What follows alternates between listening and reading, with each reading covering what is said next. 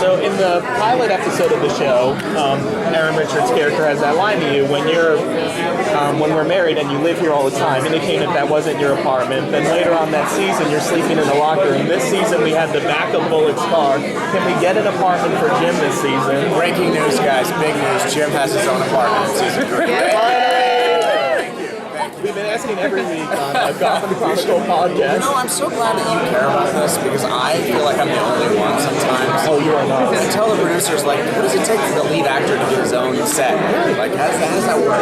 Anyway, so sleeping in the locker room. I know. He's such a freeloader. He's always with the ladies' place. He's got his own apartment. It's a beautiful Richard Berger production designer who's utterly phenomenal and often nominated. He's done a wonderful job, and he's living very sort of in a very solitary environment. It's sort of like, I imagine the movie The Professional. He's a bounty hunter. He's living alone. He drinks a lot. He keeps to himself. It's a very sort of dark, sin-like void he's found himself. What can you tease about Jim's journey this season? Well, the subtitle of the season is Heroes Will Fall, and that is really indicative of where he's going, Jim, in the season. All of the heroes are flirting with the dark side and taking over into it, and that'll be true of Jim as well. Do you have how do you do the Gordon voice? That kind of Clint Eastwood thing when he gets angry, it's like you go from the pilot to the second season, and he gets more and more kind of, rough and angry. I try to just drop the register and just imagine myself in either a noir or a western and not allow that to kill all inflection in him, but he's always been to me the precursor to Batman in our story. He's always been the guy who is trying to keep the wolves at bay, keep the city together before there was a Batman. So there are echoes of his, roughness, echoes of Batman's roughness. Jim's had to make some questionable calls over the last couple of seasons. What has he learned? What does he learn? A lot of things. I think he learns. I think he scares himself at times with how far he's willing to go, and he struggles with that. I think he feels enormous guilt over some of the things that he's done that he's not proud of, particularly when they destroy relationships, including his relationship with Lee Tompkins.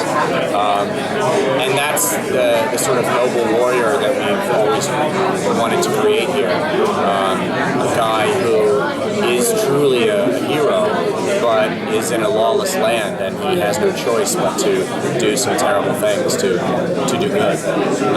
So he learns those really hard lessons. Oh, go ahead. Characters, he's always been fights for justice, very conflicted, he's trying to do some bad things to get the job done. At the end of the season, things had that acid trip, things to go strange. They didn't seem to just wipe their way clean. That was the next thing was like, okay, I've done bad shit, and I'm going to Yeah, it does, and as he left, he was going to see Lee. You see immediately in season 3 what the outcome of that is, and it's not good. And so that snaps him back again, and not into a vengeful place, but into a place of detachment, an inability to pursue this goal that he's had all along, to clean up the city and to do right by this young boy that he's met. At this point, he's detached and alone and just getting by. So UVA graduate, by the way. I really was taken by your portrayal of Clayface being you. How much fun did you have doing that, and is there a chance of something like that happening again? Thank you. I had a lot of fun with it. I think there's always a chance. That was a lot of fun because I got to do a sort of a bad version of Jim Gordon, the way that Bruno and I was talked about it was Clayface has only seen Jim tied down yelling at Hugo Strange, so he just assumes he's just a loud, angry man. And so he has no idea whether he has any moral fiber or whatever. So when Clayface when Clayface becomes human, he's sort of this, he's just a bully and a jerk and a misogynist and all these other sort of terrible things. And we like to make fun of, takes the piss out of Gordon. Gordon's awfully self-serious, this guy is anything but.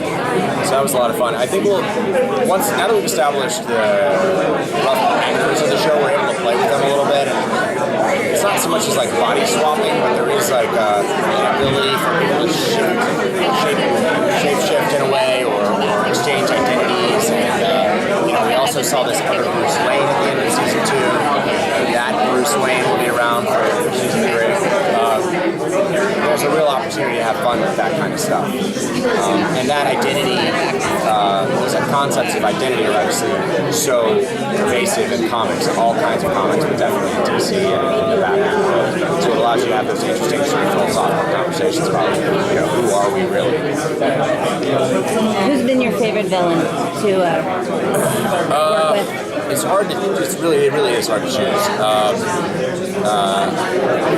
I like both what Robin's doing with Penguin and what Corey's doing with Enigma, and they'll have the opportunity to interact more this year together for no good, and so that's going to be a hoot. And we're bringing in, a whole new crop of new villains, including Mad Hatter, who is a personal favorite of mine from the comics. So I'm fascinated to see what the actor we fired, Ben Samuel, does with that. There's a lot of good stuff on the page there, and choose some scenery.